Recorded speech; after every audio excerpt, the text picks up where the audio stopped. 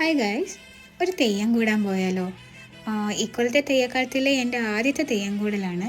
തെയ്യം പൊതുവെ കാവിലോ ക്ഷേത്രത്തിലോ ഒക്കെ വെച്ചാണ് നടത്താറ്. ഇത് കാവിലോ ക്ഷേത്രത്തിലോ ഒന്നല്ല, ഒരു തറവാട്ടിൽ വെച്ചാണ് നടത്തുന്നത്.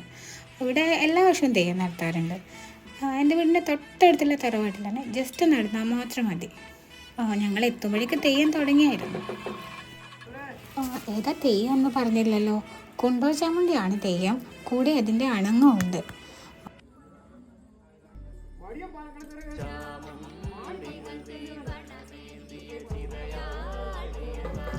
ദാരികാസുരനെ വധിച്ച കാളിയുടെ ഭാവമാണ് കുണ്ടോറ ചാമുണ്ടി. കുണ്ടാടി ചാമുണ്ടി, കുണ്ടൂർ ചാമുണ്ടി എന്നീ പേരുകളിലും ഈ ദേവി അറിയപ്പെടുന്നുണ്ട്.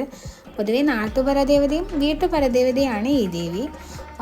യുദ്ധദേവതയുടെ കൂട്ടത്തിലാണ് ഈ ദേവിയെ പൊതുവെ കണക്കാക്കുന്നത്. ദേവാസുര യുദ്ധ സമയത്ത് ദേവി പല രൂപത്തിലും അവതാരം എടുത്ത് അസുര നിഗ്രഹം നടത്തി എന്നും പറയുന്നുണ്ട്.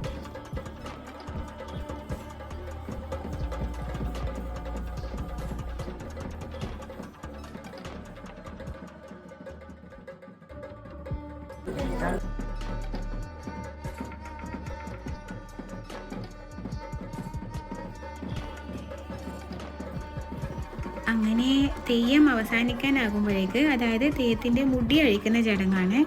അപ്പോൾ തെയ്യം എല്ലാവർക്കും അരിയൊക്കെ തരും. അങ്ങനെ ഞങ്ങൾക്ക് എല്ലാവർക്കും തെയ്യം അരി തന്നു. ഇനി ഞങ്ങളെല്ലാവരും തെയ്യത്തിന് ആ അരി ഇട്ട് തൊഴും.